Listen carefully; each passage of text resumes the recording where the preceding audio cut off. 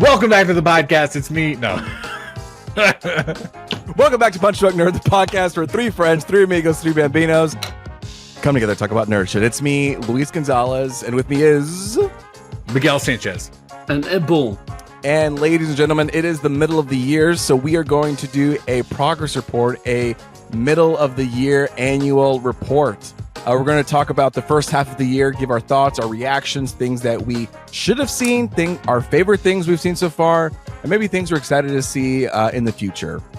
But before we do that, we always cover the news, so let's get to the news. Okay, so Ed. number one. Number one, Ed, what is it? Yeah, What's guys. the thing that everybody's talking about that we have to talk about first in this podcast? Guys, we got our first look, exclusive look. Oh, what now? God damn it! What is it? What's the build-up?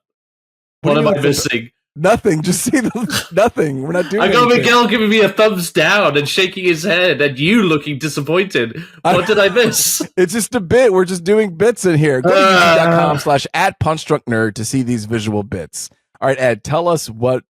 Tell us Gladiator what it is, 2. We got our first look at Gladiator 2. Ed. Through a Vanity Fair exclusive, I guess, Vanity Fair feature in their magazine. What do you think about it, Ed? You love Gladiator. I love Gladiator. What did you think about Gladiator 2? I do love Gladiator, but we did not love Napoleon, and we're not the biggest Ridley Scott fans lately. So this was a movie that I am very cautious and wary of. However, when I saw those pictures, I couldn't help but feel a little excited. Now, it's just the Vanity Fair flair. The Vanity Flair, you might say. Yeah. But the pictures have a nice pop and bright colors. There's movement to them too. Yeah, there's so many of Ridley Scott's movies have felt kind of muted lately for the last 15 odd years. So it would be nice for him to go back to that glory days of Gladiator where his movies felt like they had a bit more personality. And again, I'm hoping that we get, and again, these are just pictures. There is a trailer supposed to be dropping this coming Tuesday on the 9th, so I'm sure we'll be talking about it. But I guess the one negative is, it also feels very similar to Gladiator in a way. So I don't know if that's a good thing or a bad thing, but we'll see. So anyway, we do get our first look at Paul Mescal as the, hero of the movie, Lucius, who was the kid from Gladiator, the first movie, all grown up. Wait, whose kid? Who's kid? Connie Nielsen's kid, the lady's kid, the Commodus's nephew. The Commodus. The Commodus. Lucius is the Gladiator now? Yeah. Yes. Wait, so, wouldn't he for whatever, be not that role? Wouldn't he be Caesar? Well, yes. I'm getting to that. So is that what happens in history? Doesn't he become an all-powerful? Well, remember at the end of the movie, the whole point was to give Rome back to the people. Yes. Right. Is that what happened in history, or never mind. I'm sorry. Gladiator is very loosely based on history, and if you bring that up to Ridley Scott, he's telling you to go fuck yourself. So, so stop talking about historically accurate things. But no. So from this feature, we did find out that yes, this takes place some 20 odd years after the events of Gladiator. Lucius, now a man. When he was a young kid, he got sent off to North Africa at a time where Rome hadn't conquered that territory yet. I guess because she was afraid of being Rome. Mm-hmm. No, the mum. God damn it, Mum. I'll get coherent thought out eventually. when the mum sent him off after the events of Gladiator because she was afraid, because he was royalty, that he was going to be persecuted. So, but because of that, he's grown up angry and resentful of her, but also Rome. And at that time, when he's grown up, Rome is actually conquering North Africa. And at some point, I guess he gets swept into, becoming a gladiator, yada, yada, gets taken back to Rome. Pedro Pascal plays a army general who trained under Maximus Decimus Meridius. And he, I guess, is on the opposing side. So you got kind of two heroes, two anti-heroes. Mm-hmm. And then Denzel Washington plays a gladiator owner. And you guys, what a look at Denzel Washington we got. Okay. Oh man, he looks so good. Regal as fuck. Yeah. Okay. Yeah. I was like, Denzel, you need to be doing more movies. Okay. I want to see more of you in this old age Denzel. You know what I mean? And they've been told. Wait, wasn't he like cast as Hannibal in a different movie? No, that was Anthony Hopkins. Yeah, that was like 30 years ago. Silence of the Lambs. So I don't know why you. This is fun. We're having a good time. Can I admit something real quick? Yeah. I'm gonna stop talking for a bit. I have never seen Gladiator. No, you haven't. Shut the fuck up. That's not true. I've never seen Gladiator. That can't be true. That's not. I've seen like the first 20 minutes of this movie. Give him hell. Okay. And that was basically it. You know what I mean? I know that Russell Crowe is in it. Apparently Jaimin Hunsu was also in it. That one actor died, and they CGI'd him into the jail cell or whatever. Okay. That's about all I know. So you've never seen Angelina Jolie. Angelina Jolie is Colin Farrell's mom. Is that the same movie? You just be a cunt, right?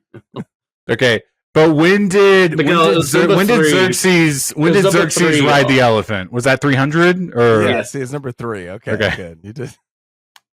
Gaslighting. Denzel looks pretty great. I think a lot of these images look really good, and I think it looks good because they look grounded. When we saw Napoleon in the trailer, it was like CGI fest, and I was like, "Listen, I don't like this." And it looked drab. That one photo. Sorry. No, go ahead. That one photo where they're fighting and Pedro Pascal has like lost his sword. Yes, right? I was like, yo, okay. But on top of that, I would say my favorite image, that would be my second favorite image, very close. My first favorite image is when Paul Mescal is fighting these other soldiers, and there's a soldier in the foreground, there's a soldier in the background, and it just fills the frame completely, and his body is turning a certain way, and everyone's body is turning a certain way opposite to each other. It just looks cinematic as hell. I think the best shot is when Joseph Quinn is doing his best Cersei impersonation. That one's tough. That one was a little bit rough for me. Check it out. Go to google.com and type in Gladiator 2 pics, and you can look at these. I'm excited for this trailer. I was talking to Ed last week, Luis. I think we were both talking, we should do like a trailer ranking of like best trailers we've ever seen. And I'm kind of excited for this Gladiator trailer. Like, this could be really good. It really could be good. The two things I want to talk about, these set picks. Number one, and I want to hear Ed's opinion about this. The composer, we're not getting Hans Zimmer, and that's a little disappointing for me on my side, because it feels like Hans Zimmer is the soul of Gladiator, the same way that John Williams is the soul of Star Wars. And so just having hum the Hans Zimmer tune from the first Gladiator right now.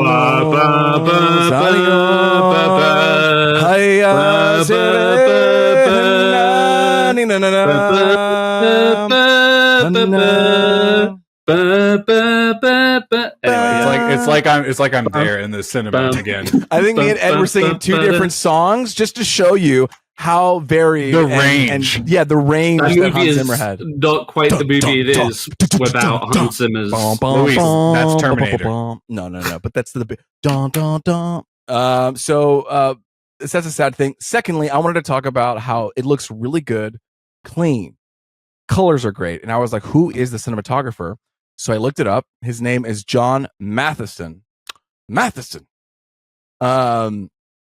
has he done? Well, he did Logan. He did The Man from U.N.C.L.E. He did King Arthur, Legend of Sword, Mary, Queen of Scots. But he's also done Pokemon Detective Pikachu. He's also done Doctor Strange and the Multiverse of Madness. Luis, just stop while you're ahead. Okay, but that's not like let's be fair. Any cinematographer who signs up for a Marvel movie is I'm not critiquing him for it at all. That is definitely like the studio and the director and all of these things. I'm just saying it's funny that he did Pokemon and he's doing Gladiator. Like the same way it's funny that what's his name? The guy who did The Village and The Fifth Sense. What's his name? M. Night Shyamalan. The Sixth Sense. Not the fifth one. Okay, the Fifth Sense is like an Ed property because he can't hear. He's like, I've got an extra sense. It's the fifth one. I hear a live person. The M. Night Shyamalan. It's funny the same way that he did Stuart Little. Like what this guy who's doing scary M. Night Shyamalan did not do Stuart Little. Did he do that movie? Yes. Let me look. Ed, look that up right now. And I want someone to fact check Luis. No way M. Night Shyamalan did Stuart Little. He wrote it. Okay, that's not quite the same thing, but okay. Okay, well, I'm just saying he still wrote it. We all need to work, Luis. Yeah. He was like, I have to pay the bills. From M. Night Shyamalan, Stuart Little. I just the twist is that he can talk. The first guy credited is E.B. Hello, White. Okay, whoa, Ed. All right, it's 2024. Settle down, Ed. Settle down.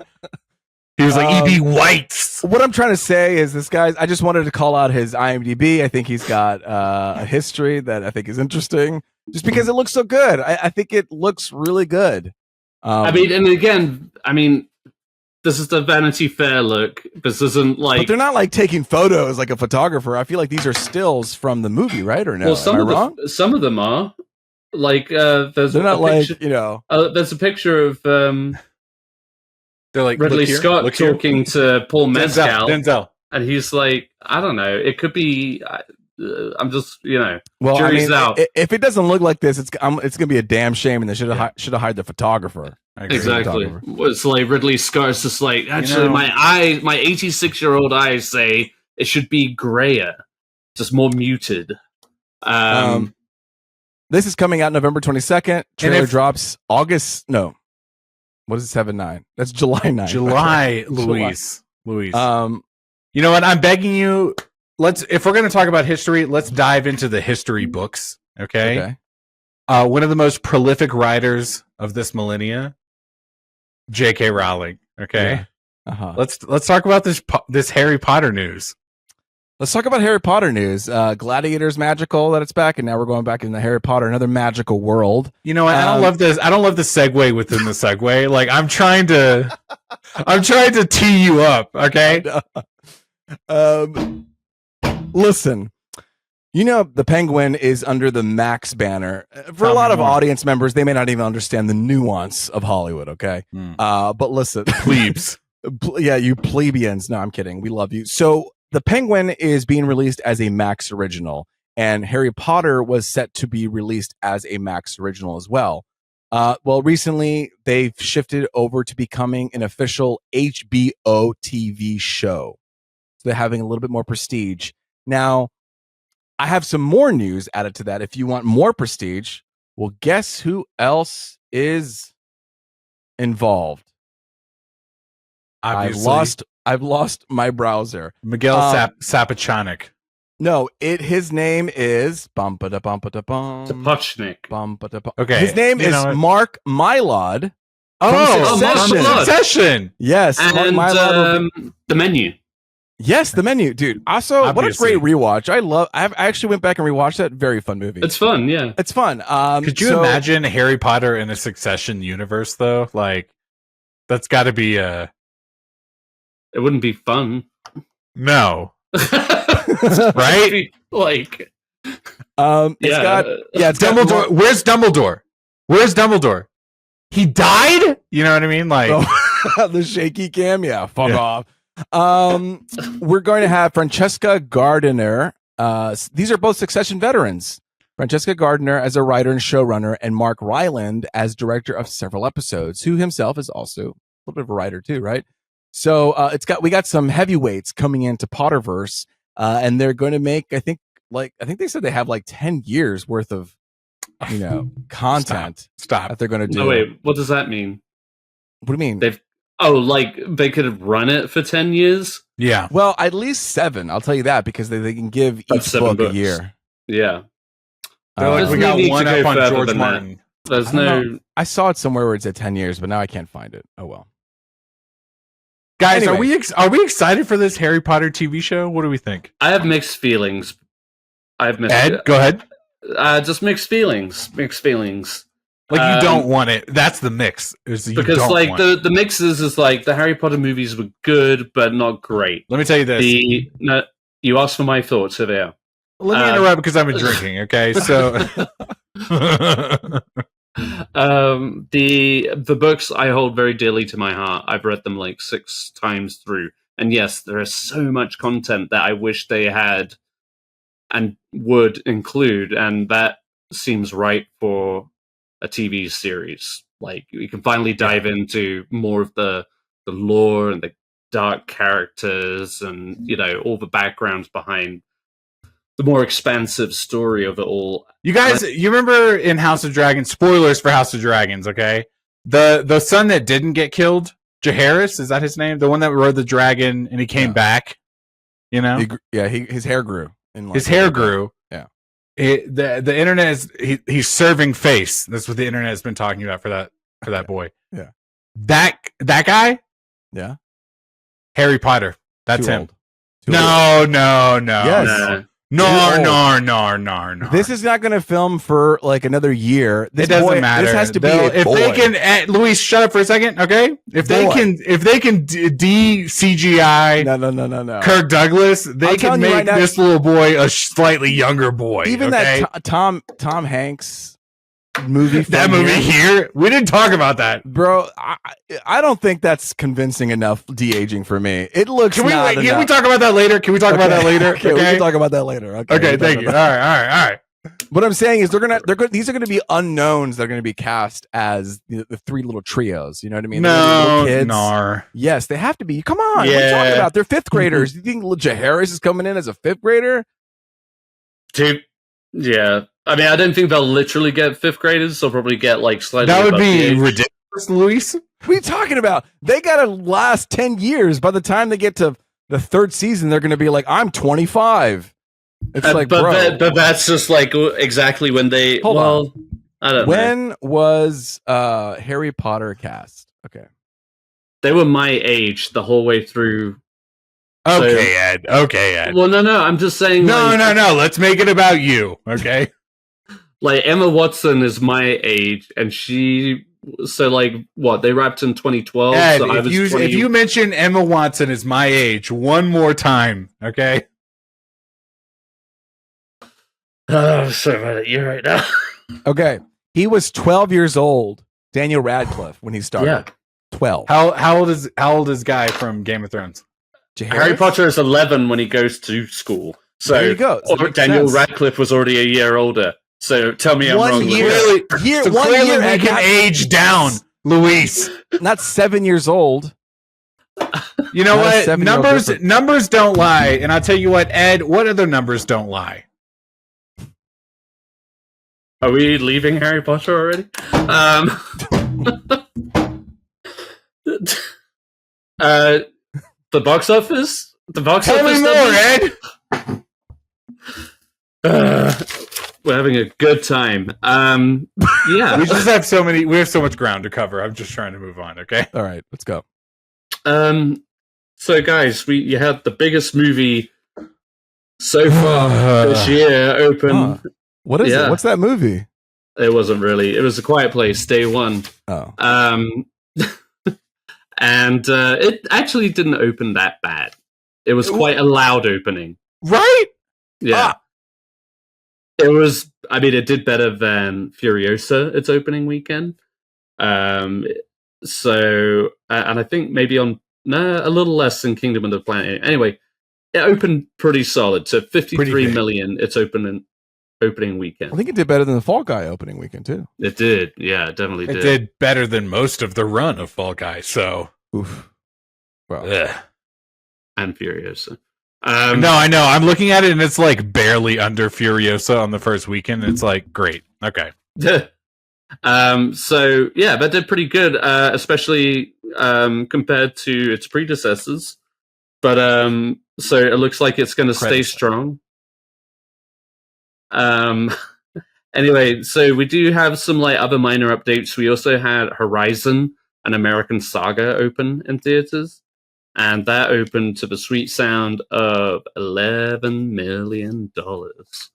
Which is $1 million more than the Bikeriders, which opened last weekend. If you go to our Instagram and click on the link, you'll be able to catch up on our top 10 to see who's winning. 13 is Horizon at 13 million. The Bikeriders at 17 million. Tarot at 18 million is number 11. And then we enter number 10, The Watchers at 19 million. Number 9, The Strangers at 35 million.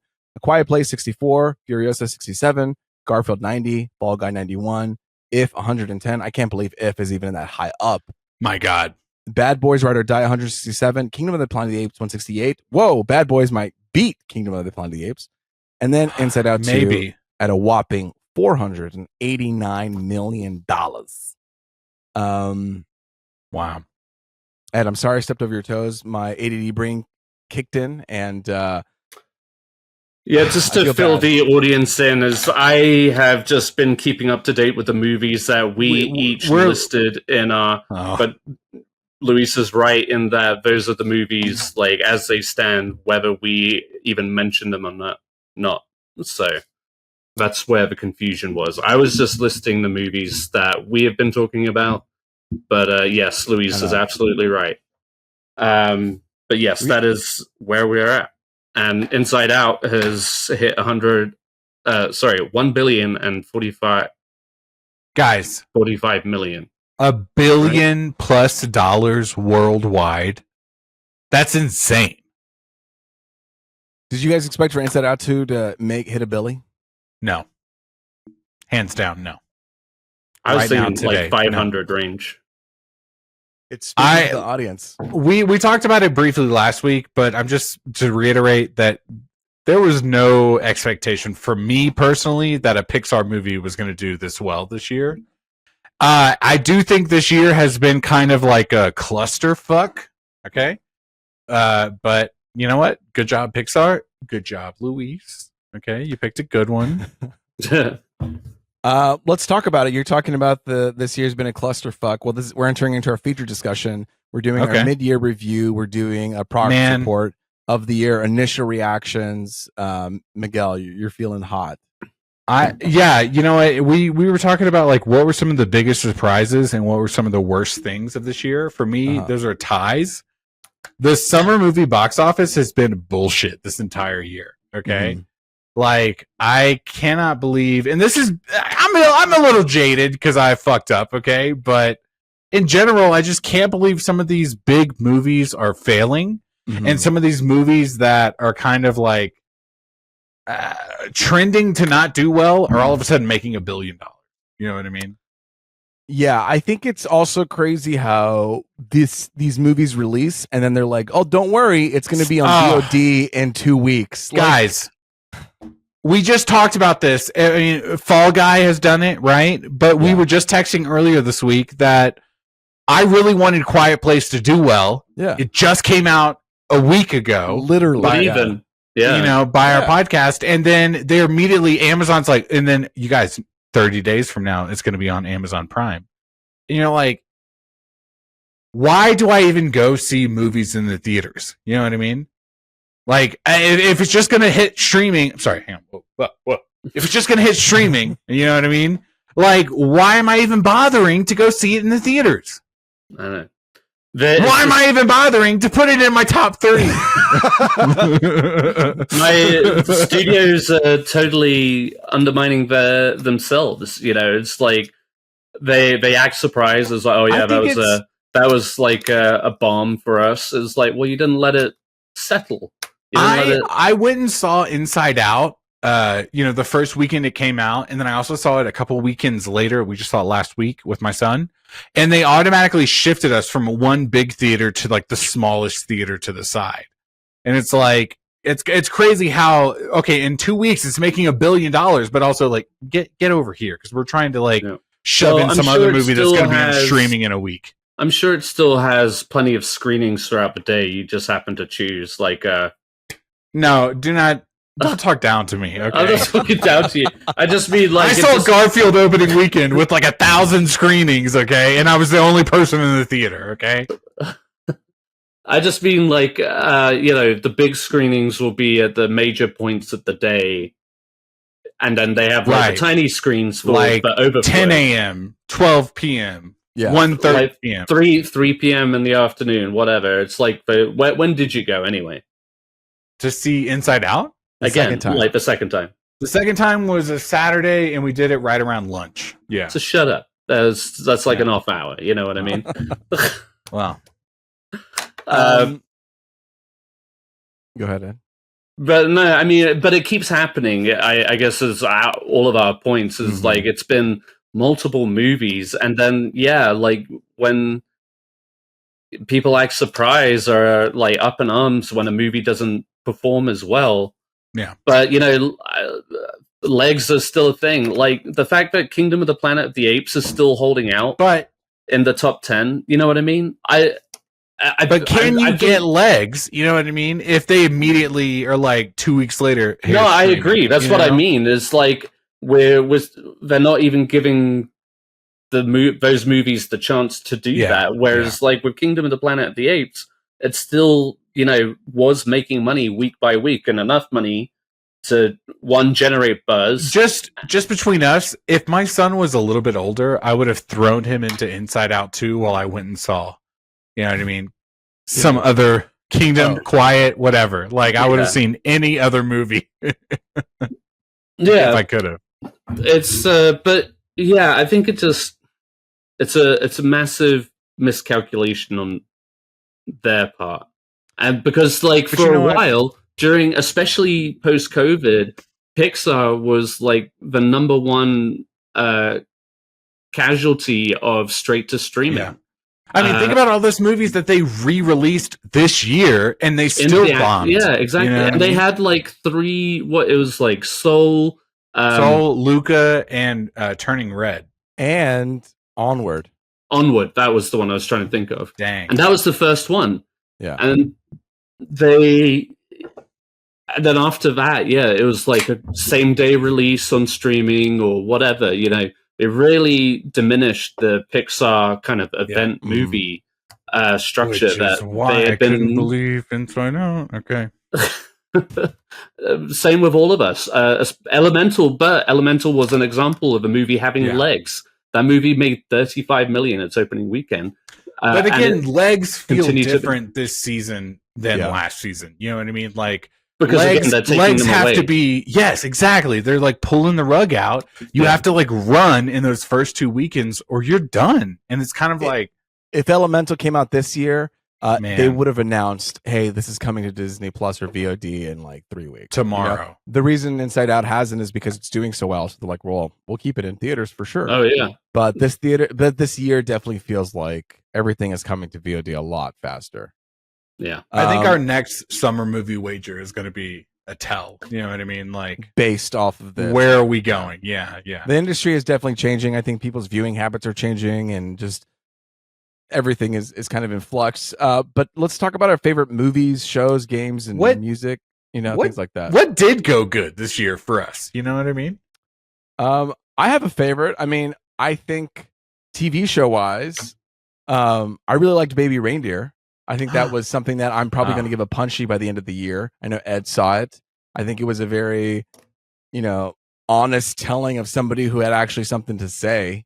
And because of that, there was a genuine expression and message, and, you really felt for the character, and there was something that you could connect to. So Baby Reindeer was one of it. And then we had 2 great movies coming out for me. Go ahead. Ed, what were your favorite movies and shows? But what were your movies? You didn't say the movies. Okay. But it did just occur to me, Luis. Yeah. Quick question. Hit me. Did you ever end up seeing Civil War? No. So, okay, if we want to get into that real quick, that's why it's only 2. Let's talk about because I do have a list of movies that I need to catch up on, and for some reason this year I've been just behind, and I have 1, 2, 3, 4, 5, 6, 7. I have 7 movies that I'm behind on that I need to see, and it's tough. I mean, Civil War was definitely on my list of like movies I was glad I watched this year. So totally see this movie. You know. Yeah. I'm excited. I want to see this movie. Okay,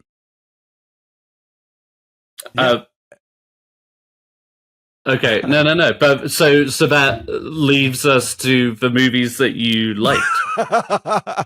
Okay, maybe 2 or 3. Okay, so obviously Dune's a beautiful movie, but we talked about this, how it felt like a beautiful song, but the lyrics weren't great kind of situation. Beautifully struck. Oh, wow. What a design. My goodness. But I think I like Challengers, because it had a little bit of style and it had a little bit of thing. But you know what? To be honest, I'm going to be fucking honest right now. I'm a little buzzed. Let's hear it. You know what made me feel? You know what made me in? You know what was a tight ass movie? You know what movie was done efficiently? You know what movie was done fun? You know what movie was done well? What? Inside Out 2, baby. I think that movie is a script writing 101. And it gets it done right. Is that? Oh, there it is. You're number 2, right? Number 2. I haven't seen Civil War, so it couldn't be my number 1. But I just think it's like very effective. It's very efficient. It's clear, and it makes people feel, which is what you want to do in movies. And it's straightforward. It is a blockbuster hit, and so it doesn't, take those artistic turns that other movies can. Okay, I get that, but I want to have this taste, and it does it well. This was the first time. Meander. Go ahead. The first time this summer, and the first time in kind of a long time, that I went back and I paid a ticket to go see this movie again. You know what I mean? Like, this was a strong showing at the box office this year. Yeah. Like, Dune, I had a problem with the whole, like, romance issue, and, like, I didn't really feel like that they had a romantic relationship, and then I felt like at the end it kind of rushed at the end, Okay. So, like, and then Challengers, I thought it was really cool, and I thought that the triple romance was like, I was invested, but I definitely didn't, like, had feelings like I did when I was out too. When I was making my list of movies, I wrote Challengers, but I put in parentheses mostly for the memes, which is like on brand. Because no, that wasn't one you fell asleep to. Oh, Ed's got a list. Ed's got a list. We don't have to get to it now, but we can. I'm just saying. Ed apparently put together a list of movies Miguel saw. Miguel, whenever we get to like a ranking or a year in review, Miguel's just like, I didn't see anything. I'm just going to vibe. Yeah. And it's like, you stupid bitch. You did see quite a few things. I did. And by my count, go ahead. Miguel's seen 10 so far this year. But not necessarily all at the theaters, mind you. But so what I have down, and Miguel, just confirm as we go down, okay? Yeah, let's do it. All right, Roadhouse. Yeah. Oh, yeah, that's right. Hitman. Yeah, I got these on the list. Okay, go ahead. Inside Out 2. Yeah. Obviously. Civil War. Yeah. Challenges. Yeah. Furiosa. Yeah. Kingdom of the Planet of the Apes. Yeah. You fell asleep. I did. Godzilla X Kong. Yeah. Madame Web. Madame Web. Dune Part 2. Yeah, I saw all those movies. Okay. Can I tell you just real quick, my son, so we're recording this on July 3rd, just like for behind the scenes. My son is so excited because HBO Max is releasing Godzilla Kong on July 4th. We've been talking about it for a week straight, 7 days straight. My son is so excited for that movie. Okay? I had told Lily about it, and she was nervous about seeing it in theaters, but she wants to see it. Let me tell you real quick, okay? This is the same conversation we'll move on. I'm sorry. Okay. No, please. This is the same conversation I have with my wife, okay? All of the Godzilla movies, you know what I mean? Kong, whatever. There's guns, there's violence, there's this, there's that. this is the most kid-friendly Godzilla Kong movie. Okay, it's the second. It's at least up there with Kong, Godzilla versus Kong. You know what I mean? Like they're both. Well, there's more explosions in Godzilla versus Kong than there is in the second one. The second one is Godzilla, right? Yeah. The second one is very like these monsters are just kind of slapping each other around. Like, that's true. Well, but then there's like that giant gorilla that kicks the other giant gorilla into the lava. It's so chill. And he's screaming. My son every day has been asking about this movie. Well, you guys talk about it. Yeah, okay. It's a fun one, just watch it for Lars. Like how people watch Independence Day for July 4th. There's something about them pushing this on July 4th that I'm like, you guys immediately understood the vibe of this movie, Yeah. Like, yes, I want to grill some dogs and also watch Godzilla and King Kong. Like, there's this one point where Godzilla like suplexes King Kong. You know what I mean? And you're like, he shouldn't be able to do that. Why is he pink all of a sudden? Okay. At the end of Pride Month? Okay. No. Ed, what were your favorites? Okay. Well, Miguel, Luis, sorry. This has been like a fun TV year for me. I've been striving to watch more TV, Nice. And yes, you already gave a shout out to Baby Reindeer, which was a devastatingly surreal experience to watch. It was I'm down. It's just like nothing I could have fathomed or expected going into it, not knowing much about it. But yeah, like to all of everything Luis said about that show, I mean, I don't want to overtalk it because I know we have talked about it a lot on this show, but yeah, that's up there. I really enjoyed the X-Men 97. It really hit a lot of powerful notes, and it did what so few like comeback shows do, right? Which is just kind of like capture that tone, that energy, but then elevate it and give it like life and nuance, but also kind of bringing it into the 21st century as well, which again X-Men is so ripe for. So yeah, I really enjoyed that, and also and I'm going to talk about this more later, but I am currently enjoying the show Ripley, the Netflix show Ripley. Yeah, I kind of wanted to see that with Andrew Scott. Luis, I think you would love it. Miguel, I think you would enjoy it if you gave it a chance. Yeah, that one. But no, it's really, really good, and I'll get more into that later. So as far as TV goes, I've also watched some like older shows, but I won't mention them because we're in 2024. But I feel like 2024 for TV shows is like I've been rewatching. You know what I mean? Like I've not watched the new shows, like newer shows. Yeah, sure. Yeah. It's like it's a balance, right? I mean, because there is so much content. Like I told you guys a couple of weeks back, I finally caught up on Beef, which was a big show last year. It's just one of those shows that eluded me, and then I finally was like, I'm gonna do it.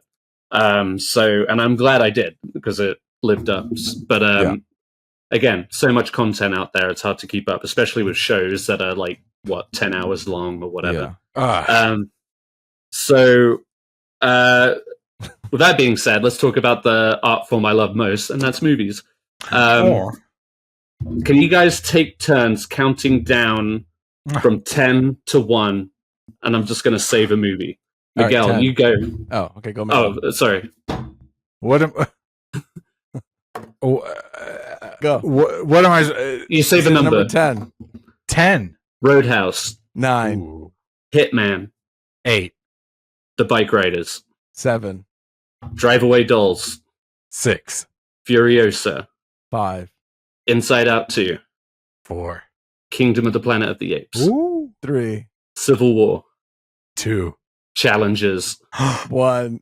Dune Part 1. 2. Dune Part 2. Yeah. No, he was like, no, Dune Part 1. Honestly, people listen to the podcast like, thank God some sane person said Dune Part 2, and I'm glad. No, it was one of the best movies. I thought that was last year though, like before Christmas. No, Dune, it's March 3rd. March, baby. Yeah, it got pushed back from November, if you recall. It was the biggest movie, the first big movie that came out this year. Yeah. And it was like the #1 box office until Inside Out came out. I saw it twice. I mean, it's the only movie I've seen twice this year. Luis, you mentioned that all of those like qualms that you had with Dune Part 2, and I think you're actually absolutely valid. And those were things that we discussed whenever that movie first came out.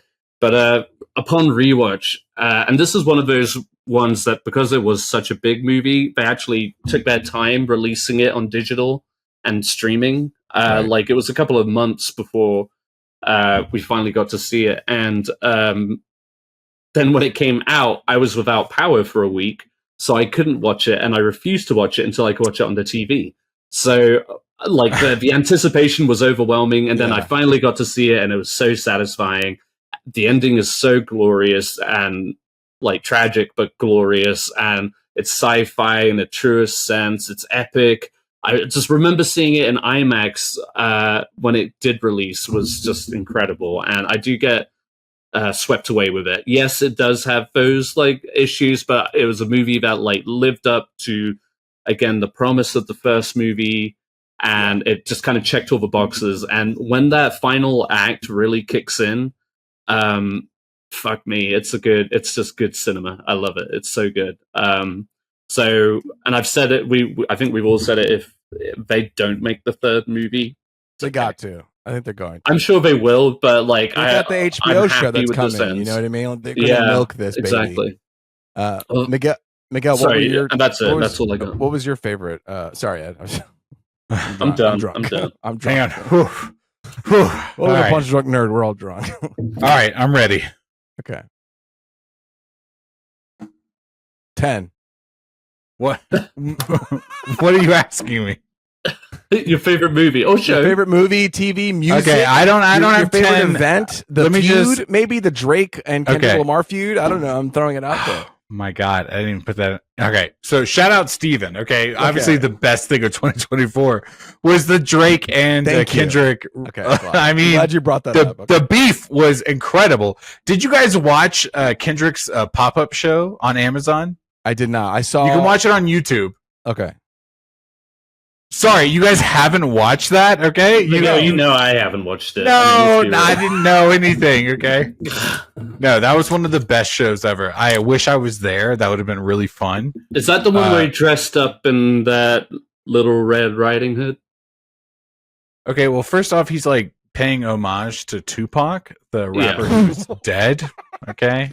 So I mean, he's been dead for a long time. Very, like, we also very like you know what I mean, like a blood coated outfit. So I thought he looked like the kid from E.T. Yeah, I would just say I wouldn't disrespect Kendrick if I were you. Yeah, I might get dissed. I might get a diss track coming my way. Watch out. Watch out, Ed. He did the Black Panther soundtrack, okay? Shut the fuck up.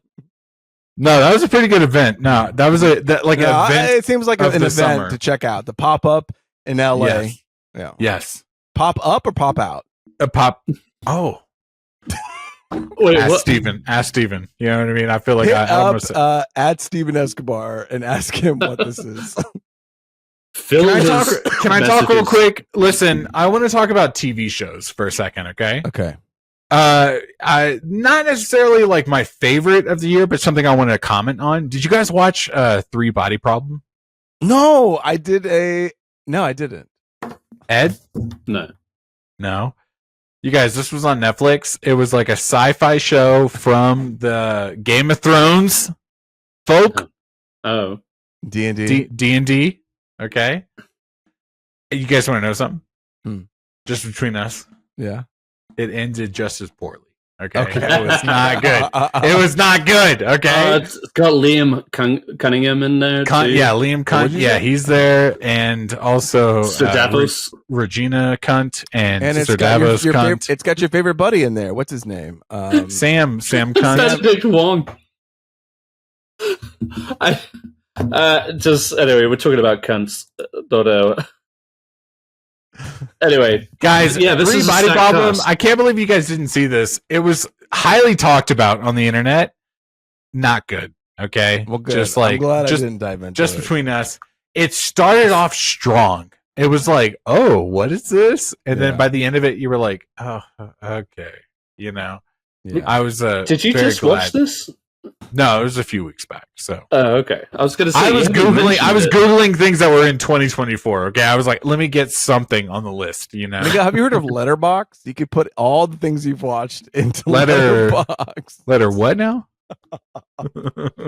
Man, it's crazy how many Game of Thrones alumni they have in this. Oh my god, it's so many, and they're supposed to be like Game of Thrones actors, right? Yeah, reunion. No, mostly because what they start with and what they end with, you're like, I just feel like in one season this is not where we should be, you know. And presumably this is what they left Game of Thrones for. No. Was this a sweet Netflix deal? They did get a Netflix deal, but that was after Disney's Star Wars deal. Okay. They were gonna go off and do Star Wars, and then that fucked up, and then Netflix was like, "Well, we'll get you on a deal. We'll have you." Yeah. Yeah, lots of interesting ideas, but it just like by the end for me kind of petered out, and they were like, "Guys, season 2's coming up," and I'm like, "Okay, well, we'll see." Go ahead. Sorry. No, I mean, if we're, I'm looking at my list. What was your favorite though? You said it was Civil War. What about your movies? You had some movies ready. Oh, you want to go back to movies? I mean, obviously, I said Godzilla vs. Kong. I thought that was so fun. We said it already. Roadhouse was also so fun. I love a streaming movie. Okay, like I love. Hey. Honestly, I had a good time when that dude was walking around. What's his name? Guys, Roadhouse was Hugh O'Connor. Roadhouse was so fun. Okay. Yeah. Dune Part 2, obviously, Inside Out. I wrote that early. Civil War. I think Civil War is maybe my favorite movie of the year so far. I gotta watch it. I honestly, when I made this list, I didn't realize we were including Dune Part 2. Dune Part 2 was also top tier for me. Yeah, I mean, I just had a good time. Guys, I told you I was bringing vibes to the podcast tonight. Yeah, totally. You talked about Civil War being your favorite. There is a litany of movies that I haven't seen that could totally be my number one. If people are like Inside Out 2, really, bruh? But I get you. It's been a tough year for me, and these are the movies that I'm going to catch up on. Okay. Okay, here we go. In a Violent Nature. It's a movie where we want to follow a serial killer. Civil War. I want to watch that one. I want to see. I saw the TV Glow. I want to see Late Night with the Devil. I want to see Babes. List, Babes. Okay, that pregnancy movie with the girl from Broad City and directed by Pamela Aldon. That looks so funny. It looks really funny. Yes, I know. And it did. I wanted to go to the movies and support it. Like that was a movie I was like, let's support the movie. You can buy it on Amazon though. Okay. You know what? Maybe I will, because I feel like I like Pamela Aldon. Deserved. She did a series on FX. She worked with Louis. Oh, she's so funny. She's great. She does the. You're talking about the curly haired, like the other actress besides Alana from Broad City. No. Pamela Adlon is the director. She directed it, but sorry. Alana, yeah. Anyway, and then Sasquatch Sunset. This is the movie that's based off these Sasquatches that there's no dialogue. It's just them moving around. Jesse Eisenberg, right? And, and somebody else. And then Kinds of Kindness that just came out recently. Yeah, I haven't seen that either. I was going to see it last night. Didn't. Yeah. I hope it's a long movie, weekend. Right? It's like 2 hours and 45 or something. Yeah, it's like his longest one. Yeah, it's just one of those things I haven't been able to put aside time. I do kind of, a part of me wants to see Horizon American Saga thing. Interesting. I have that's just me like yearning. I love me a good Western, man. But it looks like a cheap Western, doesn't it? No, I don't think so. I don't think so. Wait. Yeah, I've heard all evidence to the contrary that it's actually a beautiful movie. I think it's a movie that we are going to look back on. That harkens back to the golden age of Westerns. Apparently the trailers have made it look cheap, but like when you actually see it, the cinematography is supposed to be very special. But the storytelling apparently lacks. We should we should watch this movie as just the three of us. Just the three of us. Luis, shut the fuck up for a second. I don't want to watch this. I don't want to watch like a movie. No, stop. You could though. Okay. We should watch these movies I want to see. I don't give a fuck about those 7 other movies. Okay. We should just try. I got to see Maxine. Oh, okay, yeah. Luis. Yes, we'll do that. Hey, I see it. I'll text you. I'll see you. And if we're talking about movies and TV shows that like we're going to talk about for like things we want to see in the upcoming year that we haven't done it yet. Oh, good.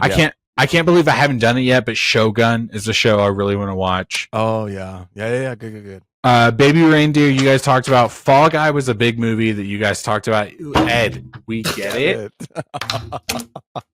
You're a good drawer, Ed. Okay. Baby, he did that so fast. He was like, I know. That would take me forever to do. Baby Reindeer. Oh my god! I'm sorry for the segue. Okay, I'm sorry that I even tried. No, it was good segue. It was really good. Shogun, Baby Reindeer, Fall Guy. These are all things that I want to see. Okay, Shogun was a good shout. I do really want to watch that show. I haven't done it yet, and I really, really want to. Okay? Steven is just like irate. He's just upset. I already did it. Shogun. It's the best show. What else, Miguel? Are you trying? Can I talk about the game of the year? The game of the year. Yeah. Oh, it's Spider-Man 2, isn't it? No, wait. No. Listen, you guys would think that I was talking about Spider-Man 2 because I talked about Spider-Man 2 so much, okay? But listen, you guys, sometimes you need to buy a battle pass, okay? Sometimes you need to jump in a season, okay? You guys like TV shows, you guys like movies, sometimes you got to jump in, jump out. Guys, I'm playing the game Fortnite, okay? I know, Miguel. This is the year. I know it's not 2024 specific, but this is the year I've been playing Fortnite. I put over 100 hours into this game, okay? Don't, Ed. First off, Ed, fuck your dick, okay? Yeah. I'm begging literally everyone to play this game with me. No, I'm having so much fun. I played Fortnite for basically since December of last year, over 100 hours, okay? Hey, Luis, real quick, if you could just off the top of your head, what level is your account? I mean, I don't know. What do you mean level? I haven't played this season. It's not this season. Okay, so just in general, next time we talk, go to your career page and be like, oh, my Fortnite career. Okay. Yeah. Overall, since you've been, I'm new to it. It's been a year. I'm already at 261. You know what I mean? Okay, let me look. As far as a level, I go to Epic Gaming. The thing is I got really into it during COVID. And if you listeners of the podcast, listeners of the podcast, I actually was bringing up Fortnite news in the first 10 episodes. I know. I wish. I'm so sorry, Luis. Because now I'm there. You know what I mean? And the thing is this year I was playing Animal Well, and I finally I was like, I have to beat this fucking game. I spent way too long on the game because I'm an idiot.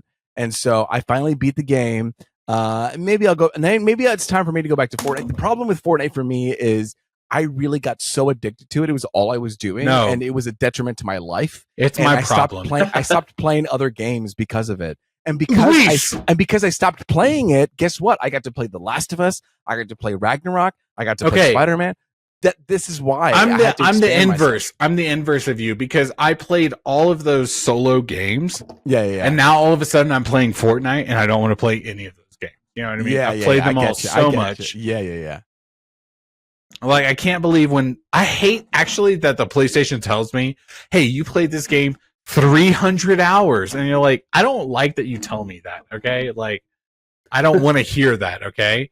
It's when your phone tells you ooh, you've been on your phone more this week. And it's that's never happened to me. Have I? No, fuck I don't have that on. Actually. No, shut up. I don't turn that on. I wouldn't know how to turn it off. I don't think I've done that. I don't think that's ever notified me once. All right. Okay. I don't want to know. Right. I love you. I love you. Okay. This is I know. I get heated. I'm gassed up.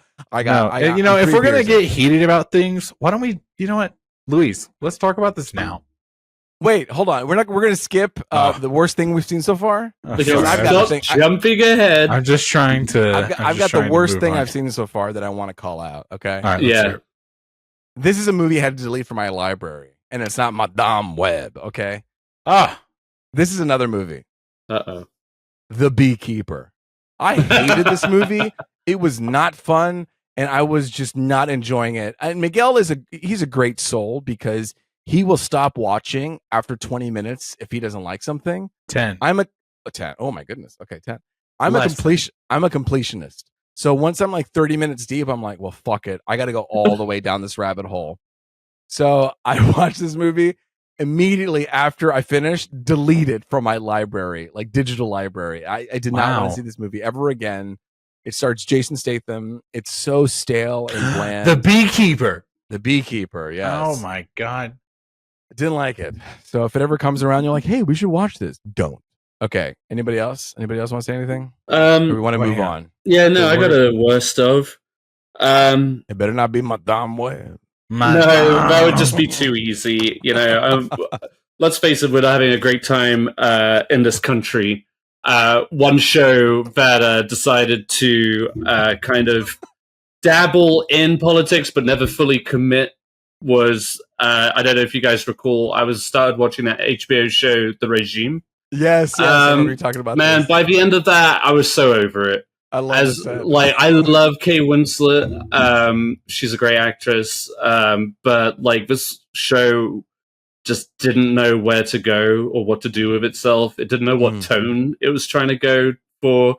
It was kind of like trying to be kind of like up there with Veep, like just like sharp, cutting humor, but it just never really like hit that mark.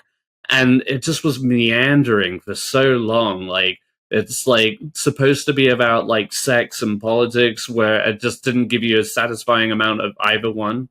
And it was just a little cartoonish, but then also would get super serious. It was just, it was just disappointing, and I stuck with it. Luis, I too am a completionist. It's very rarely, like, if I do start like a movie or a show, like I'll at least try and watch that show for the first season, unless it's really just like off-putting or droll. Like, I don't know, like I didn't finish Ahsoka ever. But how many? But hang on, how many episodes did you get before you were like, I don't want to watch this? Good question. Of Ahsoka? Yeah. It was just like I kind of fell off. 10 minutes in? But no, hold on. But how many episodes? 3 episodes. No. It was like at least 4 or 5. Out of how many? It was like 8. God damn. Well, whenever we first meet Grand Admiral Thrawn. Oh, okay. So like halfway through, but like I just didn't care at that point. You know what I mean? That's the point. Like, when I watched that show, I was like, we're not doing good at Star Wars. And The Regime had like Hugh Grant showed up in a very kind of pivotal but very brief role halfway through the season. Regime. And it just Hugh Grant it just like was underwhelming. Hugh Grant was in Ahsoka? In The Regime. No, Regime. Oh, The Regime. My bad. Sorry, I'm talking back about that. With Jay. Anyway, it was very disappointing. And, you know, I just want better for Kate Winslet. Like, people should be groveling at her feet, and they're turning up with this shit. Okay. Come on. Okay. What? No, what? We know. You know, we know. We know. So, yeah, that's probably, like, the biggest one. Yeah, we could talk Madame Web to death, but other than that, like, Kung Fu Panda was maybe a little disappointing. But yeah, I remember seeing that. I think I saw like 20 minutes of it, and then and then I did stop we were just like, this is not Inside Out 2. It is not. I'll just say that. How about that? For sure. Yeah. This is never mind. No, what is it? I just feel like a lot of the kids' movies we talk about, I only ever look at through my son's eyes. Oh, you know what I mean? He had a good time. Like, I was not there being like, I fucking love Jack Black as a son. fan. Do you know what's going on here? See, the way that the quit talking, sit down, because Poe is. You are not having fun right now. Do you see the pacing of this? It's pedantic. Okay, her name is Aquafina. It's not as good as the original. Fuck you. Yeah, let's turn it on and then compare and contrast. But at the same time, the way that my kid looks at movies and he immediately goes, "When is it going to be on my TV?" I'm like, soon. Okay, like I want him to enjoy and have a good time. Anything else? Mid-year review? Anything else we want to talk about before we move on to the next thing? Yeah. All right. Well, what's one thing we're looking forward to in the forthcoming? Like, what's our most anticipated thing coming up? Event, honestly, movie, TV. It seems like a very movie, TV, whatever. I think everyone is thinking this. Nosferatu. Oh yeah. We didn't get to hear your thoughts on the trailer. Did you watch the trailer? I actually haven't seen the trailer. No. And you're avoiding it? I don't know. I am not against watching it, but I feel like I could watch it. I think it's very trailer. This is the one. This is a trailer. I think I'll watch it. Yeah. I'm down to watch this one. If it just sets the mood. The thing is like the trailer won't even reveal anything that's going to happen in the movie. No, I know. Luis, this is the one. If you're going to do it, like this is the trailer to watch. Okay. Miguel, what's something you're looking forward to? Basically anything after everything I already said. Yeah. Wicked? You like Wicked? You were talking about I love Ariana Grande, Cynthia Orvu. I love Yeah, these are they talked about Barbenheimer last year. What is it? Oh man, let's not even give credence to that. No, it's Wicked and what is it like? Gladiator. Wickedator. No, down.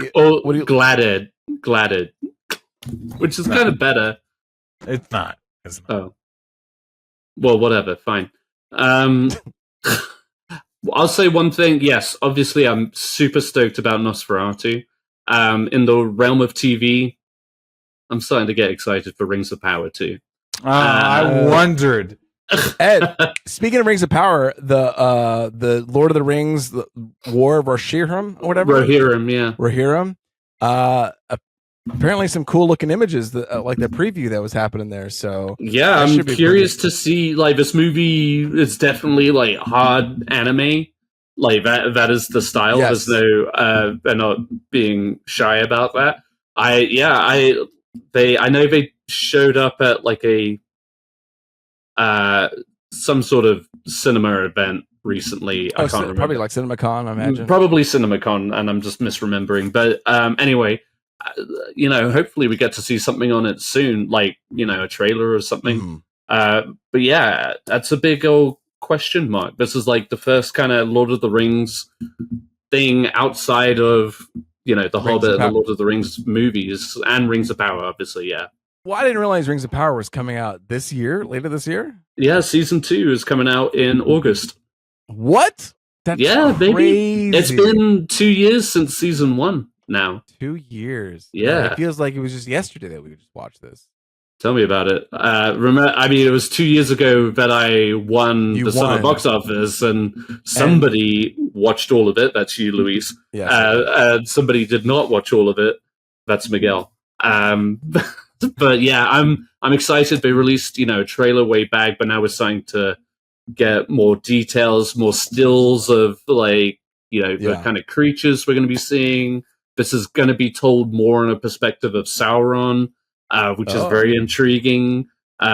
He's kind of like the protagonist for this season, so that'll be fun to watch that shift in perspective.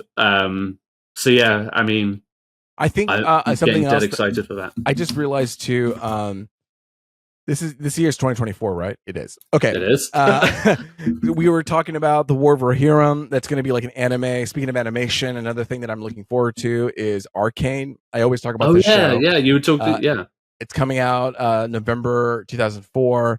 If I ever won the summer movie wager, I would say to watch this. But the thing is I think TV is hard to get people to watch, as historically speaking. We've seen other people on this pod, maybe not. Some people just aren't as committed. Right. So I might lean on a movie to watch. But Arcane 2 is coming out November 2024. That's what I'm excited for. And then Miguel is excited for something he said earlier. Vibes. He's excited for vibes. Miguel, you did what you needed to do? Yeah. Great. Well, that's been feature discussion, mid-year review, unless we have anything else we got to talk about. Nope. All right. What do we have to grade this mid-year review. If we had a progress report, we had to turn into the parents. What do we give it? 3. No, a 3. What is that? 3 out of 10? 3 out of 5? 3 out of 100? What's going on? Okay. Find us on YouTube to see Big L's responses. I would probably give it like I don't know, B-, C+. That's fair because that's room for improvement. But yeah, I'd be definitely more B-, B so far. Like as far as movies go, the fact that I've already got like I don't know 3 5-star movies in my top 10, I'm like, okay, it's good. I'm feeling that. TV too, like I said. I mean, I've been really pushing myself to watch more TV because I need more content in my life. But yeah, I mean, some of this stuff is good. Sorry, my background just fell. Okay, we're good. Oh, okay. Yeah. But yeah, I'd say B-. Okay. Great. So now we're going to move on to our next topic. Thank you for listening to our feature discussion. We have our new topic. We can talk about this now. As you know, we here have a text chain. We talk every single day. Sometimes we get a little too heated and we can't talk about it now. We got to talk about it later. So now this is an opportunity for all 3 of us to talk about it now. So, hey, guys, we can talk about this now. Okay. Miguel, you've already got it listed, some things. I didn't realize we had a list. I didn't know we were going to do this. Okay. You didn't know we were going to do this. It's in the doc. Saying that. I thought it was just vibes. Okay. Okay. Did you guys see this? Hey, guys, can we talk about this now? Okay. All right. Yes. Let's talk about this now. You guys, the BET Awards happened. Okay. Childish Gambino, Donald Glover, okay, actor, rapper, said, "Oh, I've got more Grammys than Will Smith, which is fucked up, and I have the same amount of BET Awards as Sam Smith, which is fucked up." That was the whole bit. A day or two later, we hopped on social media and we saw the Will Smith reaction to him saying that.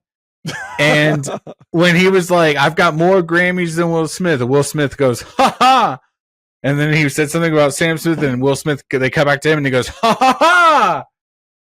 Did you guys see this video? Yes, I saw this video. I commented on your Ed, post. did you? Oh, God. All right. Ed, you're muted. Ed, you're muted right now. He's still talking quiet, please. Is he doing a bit? Quiet, please. Shh. Yeah, now he's doing a bit. Ed, did you see that video?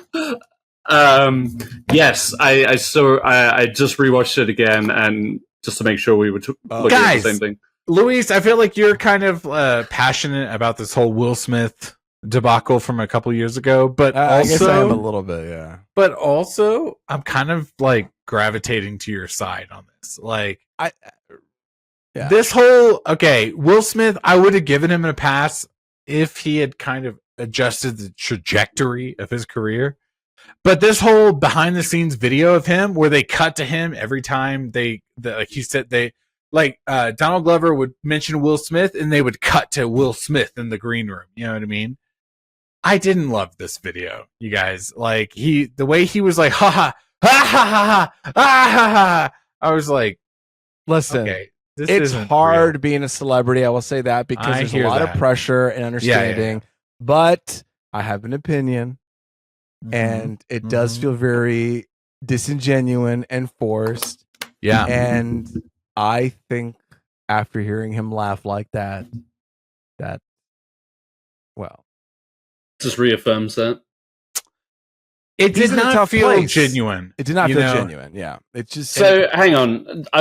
In the context, I know the context within us and our group, but like in the grand scheme of things, was that video meant as like a look how laid back Will Smith is? He's laughing. Well, he can take have a joke. Ask yourself, like, is this a specific, like, you know what I mean, like social media post?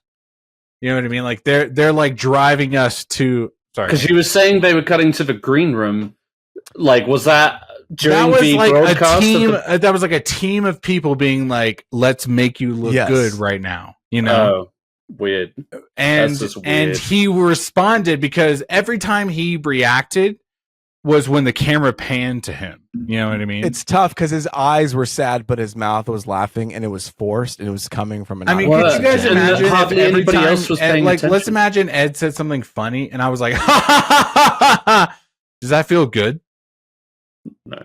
No, it doesn't. No, it doesn't. Okay. It's hard to be a celebrity. Okay, I get it. But Okay, yeah, I'm not famous in the same way, but there was something like, I mean, it was just disingenuous. You know what I mean?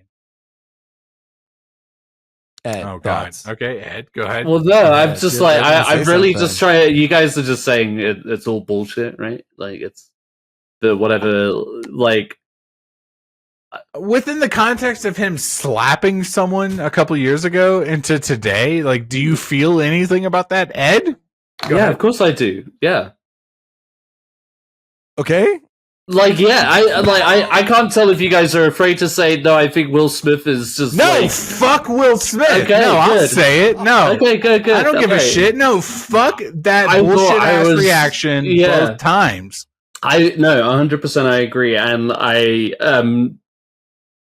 just like I'm not going back to the slap, but I am struggling with but this. it all leans back to the slap. It does, of course it does. No, of course I'm agreeing with you, you stupid bitch. I made you earlier with the Harry Potter business. Yeah. I'm like, no, Ed, and then I'm agreeing with you both. I agree. It is hard to bounce back from something like that. It's just like it was so disappointing first off, and it is still disappointing now. And just seeing this like shell of a person put on this performance, just like from day to day shit. It's just like acting like it never happened. It's such bullshit. The one tweet that I actually hearted on the whole thread was a guy being like, "It must be so hard being on all the time." Yeah. You know what I mean? Yeah. And that's how I felt watching that video. It was okay. Because again, like I said, every time they pan the camera, he reacted. He can feel it that the camera is panned to him, so he has to do something. And you listen to that laugh, and it's so put on, and he's just like, ha ha. Well, ha ha ha ha ha. You guys remember? I have to right now, you know. Yeah, you guys remember in Joker, like there were the 3 different kinds of laughs that Joaquin Phoenix had. No, he's going through it right now. He's going through that shit, like, and you know, it's just like, God, help Will Smith this man. As the Joker, just like fucking Jada. Yeah, it's sad. It's more sad and disappointing than anything. But like, yeah, this bullshit charade, and that's just like the curse of social media too. It's like you always have to be on. You're just constantly aware. Do you remember that video a while back where Jada was filming him in their home, and he was like, "Social media is my bread and butter." Do you guys remember that video? No. I remember when she was like getting up in his face and filming him. Yes, and he was basically telling her like, you know, if we're gonna do this, like, it has to be a certain way because that's how I make my money. Like, do you guys remember there was like a weird year, I guess during COVID, where like Will Smith was like kind of doing this like YouTuber thing? Do you guys remember that? Yeah, and there was this whole ad that was like, make your icon like Will Smith's icon. Do you remember that? They kept like promoting. He was doing that for a second. You know what I mean? Yeah. And it just kind of feels like ever since then, with a couple of different things laced on, he's just kind of lost that footing. Yeah. And I don't know. Well, it's that like commitment to the lie almost. You know what I mean? Kind of. Which we're kind of yeah. You know, we're experiencing that all over the place right now. But it is just one of those things. It's just like, listen, it's painful to watch unfold. All that to say, I feel like we talked about it. Luis also has something that is a little painful to watch. Okay. He told me recently that he is not by it. That we don't do food TikToks. Ooh, I can't do that. Luis, I can't watch people eat food. I can't hear the smacking. I am ready to agree with about 99% of all of your takes on this. Okay. Okay. First off, is it the smacking you hate? We're moving on. Yeah, hey guys, I don't want the smacking. I don't want the smacking. I hate smacking. And I think it's a little bit of like just this like. Can I tell you this also? Yeah. What? Hang on, watch this. Hey guys, welcome to my car. I'm eating a Nacho Bell Grande burrito. Okay. Hi guys. Hi. We're talking about Taco Bell today. I hate that shit, dude. Don't look at me in my eyes. Don't eat in your car. I hate that shit. You don't like eating in your car? Ed, do you eat in your car? Frequently. Ed, let me rephrase the question. Ed, when you eat in your car, are you trying to broadcast that to the internet? No, of course not. No, just like you're in the car. Shit, I'm not trying to broadcast. Are you trying to broadcast it? Exactly. Yeah. Okay. No, I mean, sometimes like if I have a killer fart and it's hilarious, I will send that to whoever will listen. You will send that to us, okay? Exactly. Privately. You know? Exactly. And we'll be like, oh, Ed, you know? It's like, we all, yeah, exactly. But no. But you're not in your car being like, guys, so look at me. Fake about the process of it all. Just like staging all of that shit. I hate Miguel, that shit. you just sent something awful earlier. I know. And it is I'm grotesque abundance of food that goes into these kind of videos that is just, we all know, wasted. And that it's also just disappointing in that regard. Now, that isn't to say that I don't send Miguel a million fucking food videos every week. We do love that. That's the foodie in me.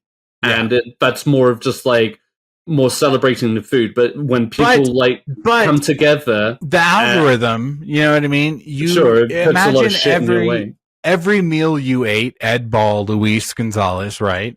Every meal you ate, you hopped in your car and you were like, hey guys, this is the meal I'm eating today. Yeah. You know what I mean? Yeah. That's kind of fucked up, right? Yeah. Yeah. That's what I'm agreeing with you, Miguel. I agree with you. I don't like it either.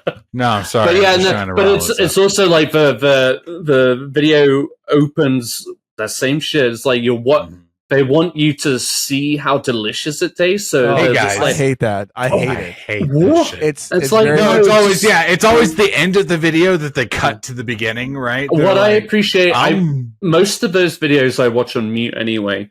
But it's the videos where it's just camera on the cutting board. And it's just, yep. But like, it's just like cutting board and the clear ingredients and the technique of showing you how to make food. For me, it's kind of the ASMR. The ASMR I can't handle. Every time they chop or chomp, you know what I mean? Or they like those videos out in the wilderness where they find a rock. And they start grilling on it. I hate that shit. Yeah, cut. It's like I know. Yeah, you were probably outside for 12 hours filming. You make a fucking omelet. Yo, I watched a video earlier where he made like shawarma on a sword. You know what I mean? Where he like stuffed meat onto a sword, 2 or 3 different ones, and he flamed them over the grill. And it's like, okay. In general, it was like, how many people are you feeding right now? You know what I mean? Right. Like, that's food for 32 people. I think food can be a little sloppy, so I don't want to see sloppiness. I want to see clean, good, delicious food. That's my biggest problem. I don't with want Maddie people Matheson. smacking or just like slopping. I don't want. I mean, Miguel, come on, you've got to admit. I hear you. He is a messy dude, and he luxuriates in that fact. And I don't like to see videos of that. I'm self-conscious enough about myself eating saucy things. I'm like, don't look at my face, family. I'm just eating food. But I don't want to watch people. I don't want to watch this guy spitting at me. He's like, "Oh, this is fucking delicious." No, I get that. But it's not just Maddie Matheson. It's a whole slew of people who have chosen to make this their life's work. And you see one recipe, you see all of them.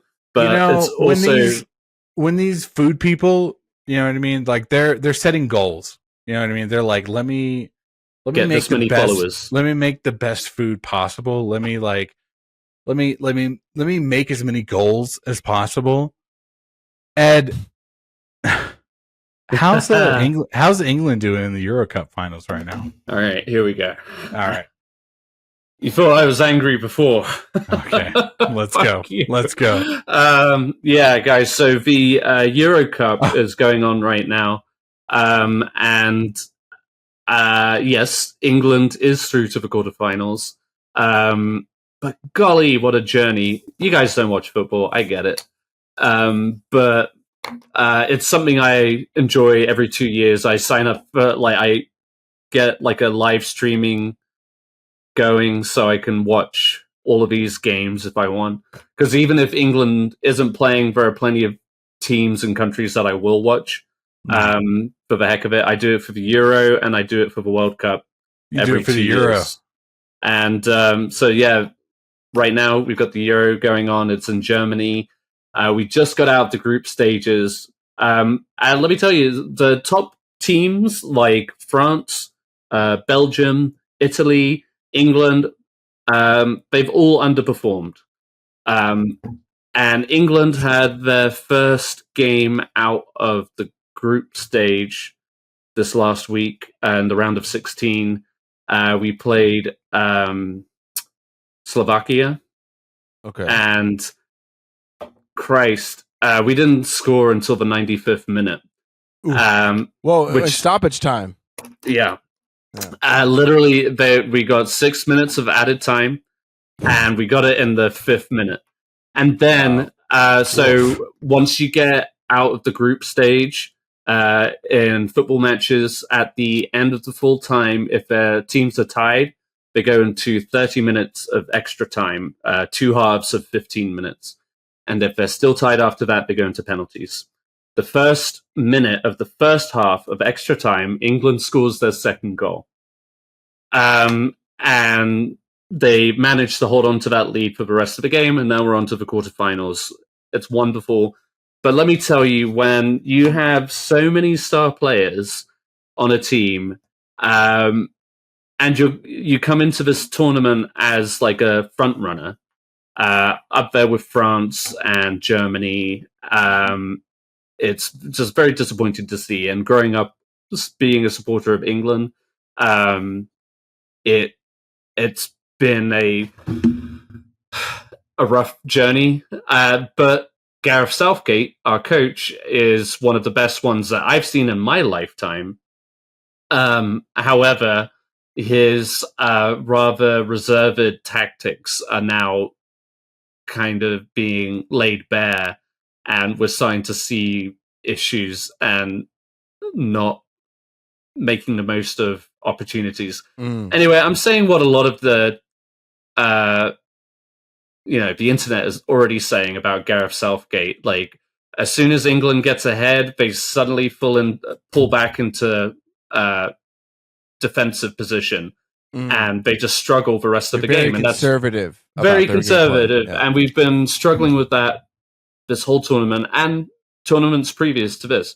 However, this is still, and I'm saying this for fans out there, who will, at the flip of a switch, go to a toxic place and start trashing the entire team. We are still in this tournament, for better or worse, and it's time to show up for our team, for Gareth Southgate, and support them.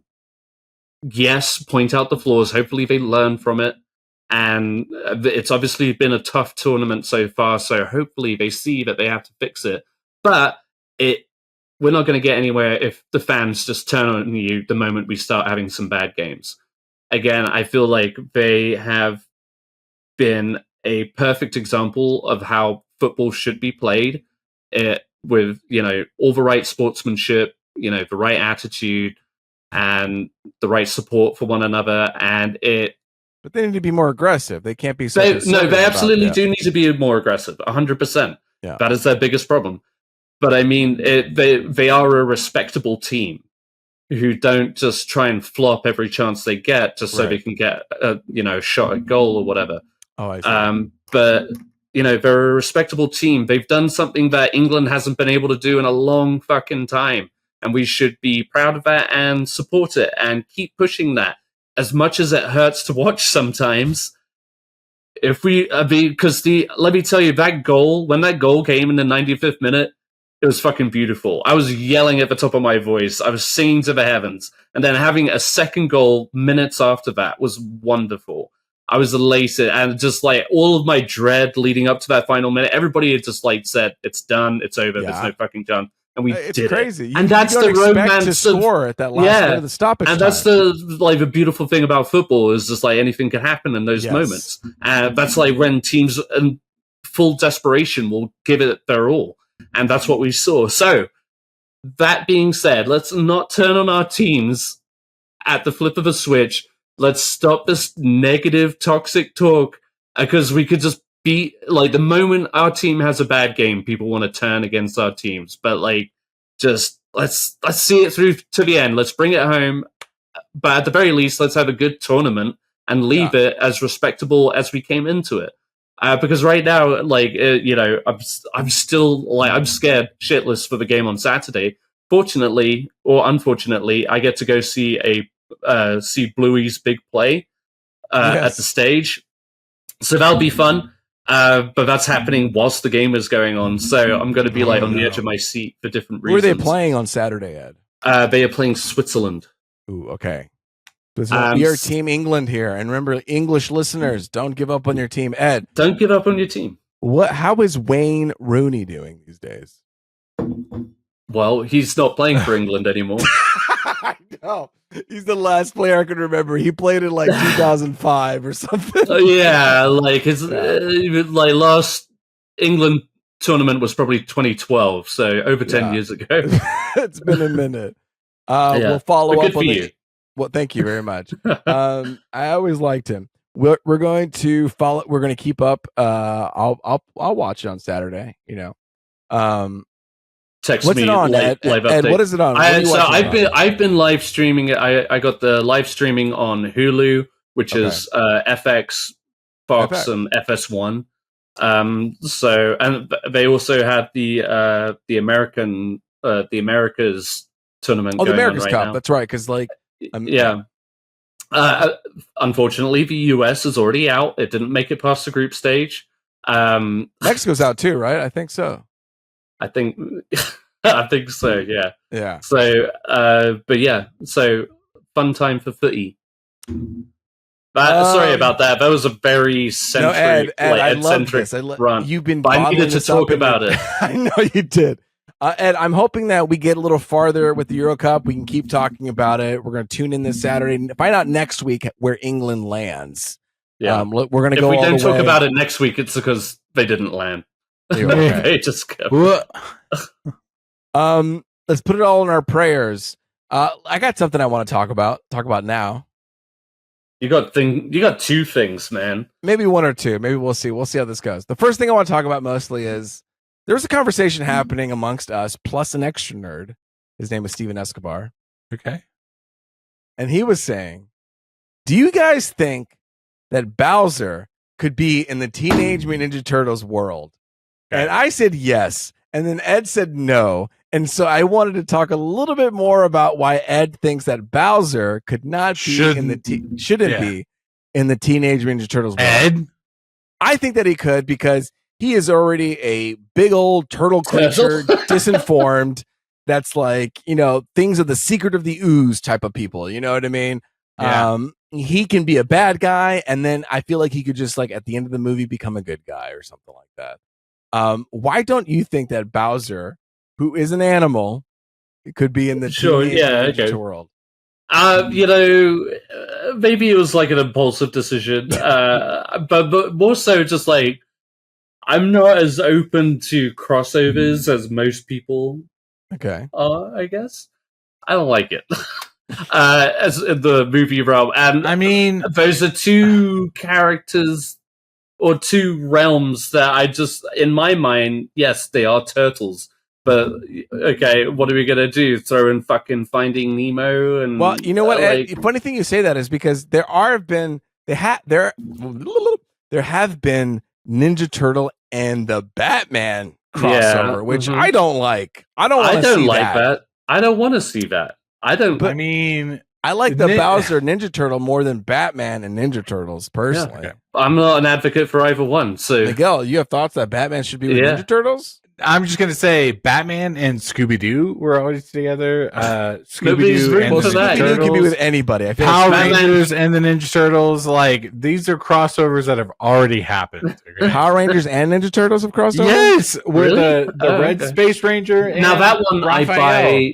I would buy you that. Buy the Power Rangers and the Ninja Turtles more than Bowser and the Ninja Turtles. It just makes more sense. No, how does it make more sense? No, it does not. It makes more sense than these Space Rangers getting their powers with ninja powers, and like they morph. I want to stab you in the neck right now. Like, who do you think you are? Okay, but like, explain to me how you think that works? Aside from the fact, yes, they are the same animal. species. That's how it works. I'm just saying. Besides being same species of animal, like they're very like Bowser's very. I'm choosing the right. I almost said cartoony, but I know that's Mutant Ninja Turtles. Mutant Ninja Turtles and Bowser. They're just two different kinds of styles. And I mean, I guess he would actually work. He's kind of like the pig the rhino. Yeah. What are their names? I don't know. Bebop and Bebop and Scoodly Doo. Hum did about John Cena and Seth Rogen. Stop. Is that really who played those characters? I just watched Ninja Turtles. Yeah, I just rewatched it. You rewatched it? We literally just rewatched it. You guys never pay attention to my pictures. Audacity to be like, "Nar." Have you really seen the first three, the other three movies where they go back in time and they're in Japan? No.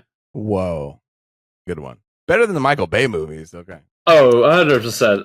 I mean, without a doubt. Talking about it more, I can see Bowser. It was like more of an impulsive thing. Like, I'm very precious about Mutant Mayhem. I love that movie. I was like, no, get your shitty Super Mario movie out of here. I don't want to see that crossover. I was thinking about it in purely singular terms of movies, and that was my fault. I could see Bowser, like, he would just be an overgrown turtle. Yeah. Peaches, I had another thing I wanted to talk about, but I'm probably not going to talk about it. I think we just move on. Do it. What is it, though? What is what? The topic of discussion that you might talk about. I'm going to move on to what we're into. No, but what was it? That I was going to talk about? Yeah. We can talk about it now? Yeah. I was going to talk about my post that I posted that bombed completely. The how panic was the first emotion before Inside Out. I had so much high hope. I was like, this is going to just fucking hit the sky running. People are going to screen cap it. People are going to post it everywhere. I even let me put our tag at the top so they can't cut it out, crop it out. Like, and then by the end of the day, 3 likes, and I was like, okay, now I learned a lesson. I need to post reels instead of posts. Yes.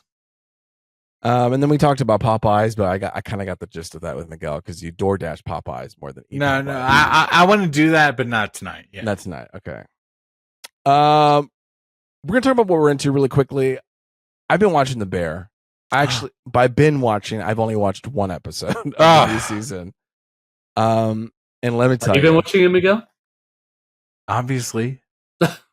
Is it all out? I don't know if that's true. Yes. I think so. It is all out.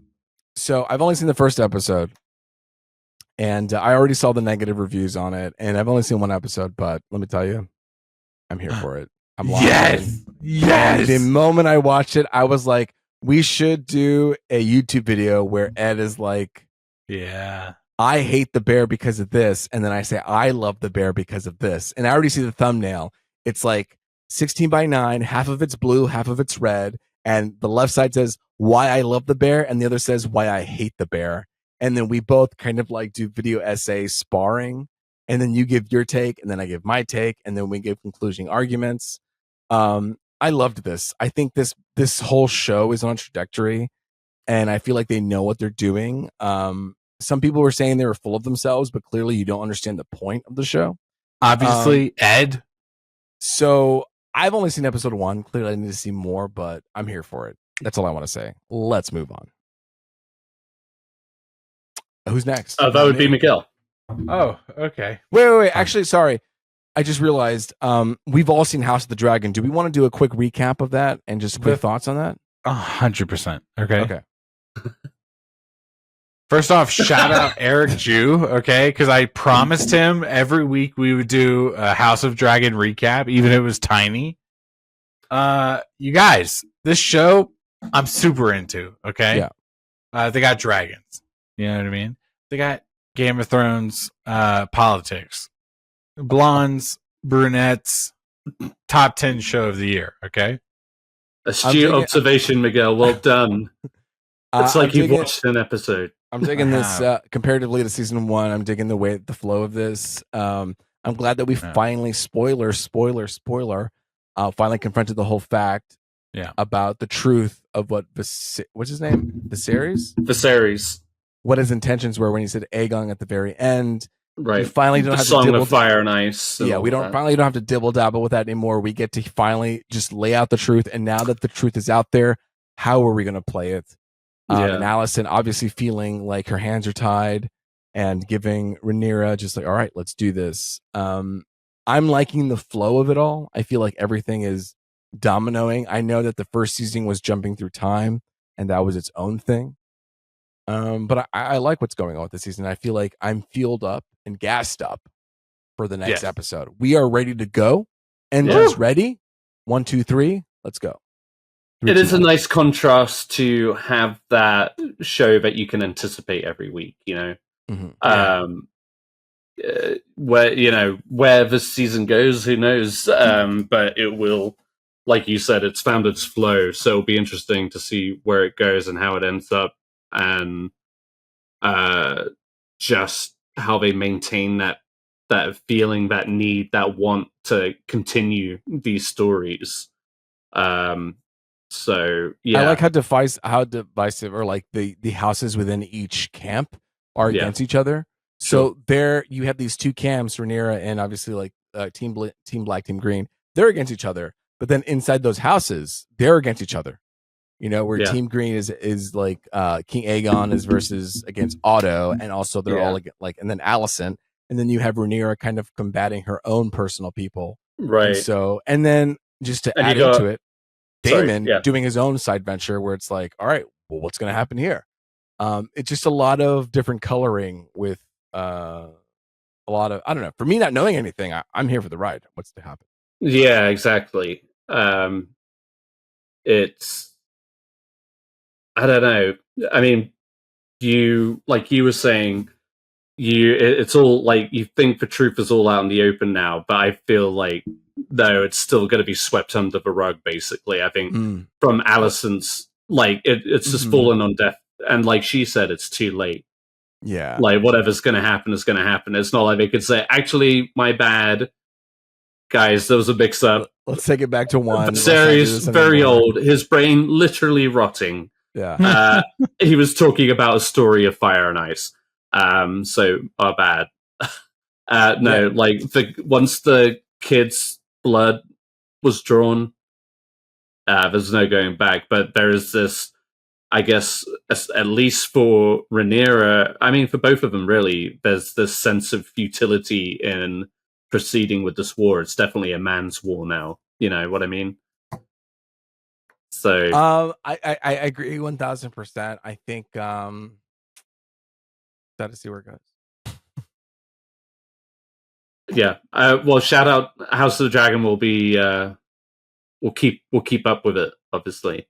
Yeah, it seems like now that the stage is set, we're ready to rock. I don't know how many episodes there are. Do we know how many episodes? It should be 10. Okay, great. That sounds like perfect. 3 episodes in, 7 to go, ready to fly. Miguel, what are you into?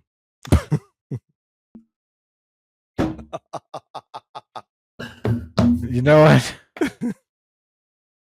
I wish. Okay, so let me wrap up with this because I gotta go. Okay. Yeah. I get it. Look, I've been playing a video game. Okay, Luis, Fortnite. If you say Fortnite, son of a bitch, you guys wish. Marvel guys, Snap. For the first time, for the first time, for the third time. Wordle. Okay, I've been playing The Witcher 3. Okay. Oh.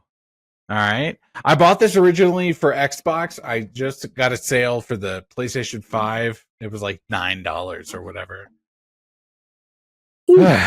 Immediately, the graphics were not good. But I was like, you know what? I'm going to lock into this game. It's very like on brand. Like we're watching Game of Thrones. It's very like fantasy driven, dragons, this and that. Luis, you ever play this game? I did start playing it, but I played on the Xbox One, and the load time was just insane. And because the load time was so long, I stopped playing. But now that there's the new, obviously the PlayStation like load time's a lot faster. So I wonder if the gameplay's a lot better. A little faster. I definitely, like I said, I bought it on Xbox previously. This is like, now I have it on PlayStation. I'm ready to go. The load times are middling. You know what I mean? The graphics are like, not that great. But it's one of the best games you've ever played. If you ask anyone, that's anyone. They love Witcher. They love The Witcher. The whole reason the Henry Cavill TV show exists is basically because of this game alone. I've skipped through all the tutorials on this game every time I played it. This one time, I was like, okay, I'm going to sit down. I'm going to play this fucking game. Yeah. They're like spells. They're like fucking lore. You know what I mean? Hey, talk, dialogue. And believe it or not, I was drunk. And I was like, let's play this game. And I couldn't believe how much fun I was having. So I just started it. I'm getting into it. I am finally ready to do it. And was this a recent one, or this is one you just kind of finally played? It's a finally play type game. Okay. I was going to talk about this recently. Like I've been seeing so many Reddit links that were like, "What's your favorite PlayStation 5 game?" And I just feel like I bought a PlayStation 5 like 3 or 4 years ago, and there hasn't been. Hang on. There hasn't been like a top 10 PlayStation 5 games for me. Like, basically what I'm playing, I don't know about Luis, but for me, like, I'm basically just playing PlayStation 4 and PlayStation 3 games. Whoa. Revisited, right? Yes, yeah. And I'm just, for me, I was going to say this last week, but like, for me... The exception of like Spider-Man 2, right? That was like a big PS5. There's so few that I'm like, the PlayStation 5, this is it. And I'm just kind of like, I think I've bought my last, like, you know what I mean, gaming station. You know, your last console. I mean, I'm playing Fortnite, Luis. You know what I mean? I could play that on anything. Whoa, like, that's insane. What am I doing? You know? Yeah. And anyway, I give it 2 years. when they say, guys, the PlayStation 6 Pro is out, I'll be like, well, hang on. The graphics. Sign me up, partner. I remember you played a Horizon Saga 1. Yeah, an American Saga. No, what was it? Horizon Forbidden Dawn or something? Forbidden West. That was one of the PlayStation games. But if you think about it, Luis, you know what I mean? Like, that was one of the PlayStation 5 games I played. Have I talked about any other PlayStation 5 game other than Spider-Man? You know what I mean? I mean, you didn't finish God of War Ragnarok. I know that. No, fuck that game. And also, in general, why am I playing Grand Theft Auto before the new game comes out? You know what I mean? I do almost wish you would finish Ragnarok. Just, you know what? You can't convince him, Ed. You can't. You know what? He's not into it. He's not going to finish it. I'll say this, Luis. Thank you, but also Ed. You know what I mean. You play. Respectfully, go fuck yourself. No, Ed. Sure. You play it. Literally, you know I mean, it's crazy because he's literally like 20 minutes away from. That's what I mean. It's like, Miguel, you went past that 10 minutes. You gave it more than that 10 minutes. I did, and that's you literally my rule. have 20 minutes left to beat the game. I know. But either one of you played that game. You know I did. I mean, he did. He liked it. But did you, Ed? You know what I mean? No, I didn't. No. If you recall, Miguel, I did not complete the very first God of War because of my fucking hearing. So I'm just kind of like a lost cause. No, that's fine. I get it, but also, at this point, it would just be satisfying to hear your final thoughts of the whole game. I did start that game over, by the way. I was like, let me start it over because. And then you stopped at the exact same spot. No, I stopped earlier than that because. Oh, okay. that one level in the one where you're like shrugging through the river and you're like, hey, we're giants, but we're actually really tiny. I no. Stop. I remember when I was like, I'm so excited to play Ragnarok, and then I hit that level and I was like, this is boring as hell. I'm gonna put this down. Yeah. Obviously Elden Ring, the new DLC's out. Listen, I have something to say about this. The way that game I know is like premium and top and incredible, like I get it. But that is cinema for video games. I'm not here to watch cinema for video games. I'm here to watch blockbusters. The same way that some people are here to just watch Fast and Furious. Like I am a Fast and Furious type of person when I'm coming to play video games. Okay. Yes. I can't dedicate my life to trying to beat a boss. That's very difficult. I have bills I need to pay, and I have tasks that I need to accomplish. And I wasn't born and breaded as a child to beat these difficult bosses. And that's just me. So if you want to come at me, go to @PunchDrunkNerd or go to @EdwardBall90 and complain to him. Ed, what are you up to? What are you into? I'm gonna limit it down to one thing. Okay. For Miguel's sake. Yes, I am watching Ripley, but I'll talk about that when I finish it. But we didn't get to talk about this last week, and Luis, I know I promised you like a little review. I did get to see the Bikeriders, which was one of my more anticipated movies of the year. I was looking forward to it last year, and then it got pushed back. I'm guessing because of the the strikes and all of that. But yeah, I did finally see it, and guys, I enjoyed this movie. As I don't know if you're familiar with Jeff Nichols, but like this is really kind of like a hangout. Yeah, Jeff Nichols. But like this movie is like a kind of just a real hangout movie. It's not very plot heavy. It is really just kind of following this bike gang through the eyes of photojournalist Mike Feist. Oh, what? Sorry, go ahead. Wait, what did you think I was going to say? Tom Hardy. Oh no, Tom Hardy's like the head of the gang. We gotta turn it down. Mike Feist is the guy, the other character from Challengers, like the Zendaya's husband, the guy who ended up marrying. He's Zendaya. in Bikeriders. Yeah. He's he's our entry into this world. Oh, okay. Anyway, so but yeah, no, it's a fun cast of characters, and it's actually kind of endearing. Like these guys are just kind of sweet, who like these kind of like social outcasts who use the bike gang as a means to hang out. And that's what this movie is. It's kind of like our podcast, you know what I mean? Exactly. We just get drunk, we get angry, sometimes we fight, sometimes we laugh, and it's a good time. But we're mostly drunk. So yeah. Alright, we gotta burn it down. They're actually scared of us. They're scared of us. You guys know I'm I just don't think. But it's on your number 7 on your top 10. It is. So I'm going to wait on VOD. That's fair. It is a gorgeous film, by the way. The cinematography is really nice. It just like depending, it just doesn't pack like a punch or anything. I would say like Jeff Nichols's movies are all kind of like 4-star films. I think my favorite is Loving, but like they're always so sincere.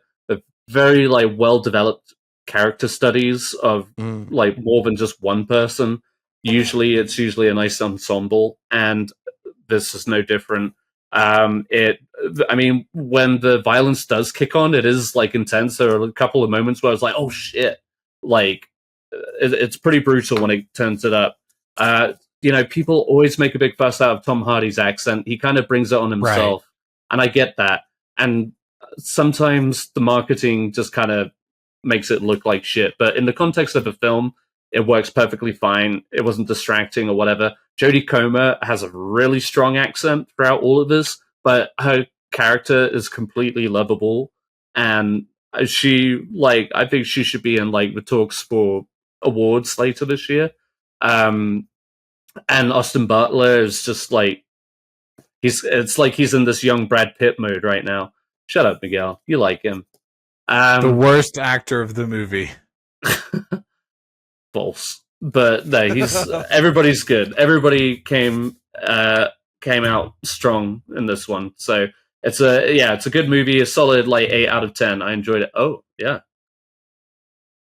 8 out of 10. Okay, we'll check it out on VOD. You better check it out on VOD. Let us know your thoughts on the Or in theaters. It's still in theaters. It's for now. But next week we have Maxine. Maxine comes out, or if you have kids, Despicable Me 4 comes out. Definitely go check out both of those movies. It's on my number 3 on my top 10. Maxine, I want to check out. But listen, until next time, it's been me. Was that too quick? No, hang on. All right. Okay, hold on. Are we set? Yeah, go ahead. Okay. Next week, we're going to talk about something new. We don't know what that feature discussion is going to be, but until next time, it's been me, Luis Gonzalez, and with me has been... Ed Bull. Miguel Sanchez. I'm so drunk. Okay, Miguel Sanchez, yes. And Edward Bull. And until next time... Later, Gators. Hail Satan. No, you don't do that.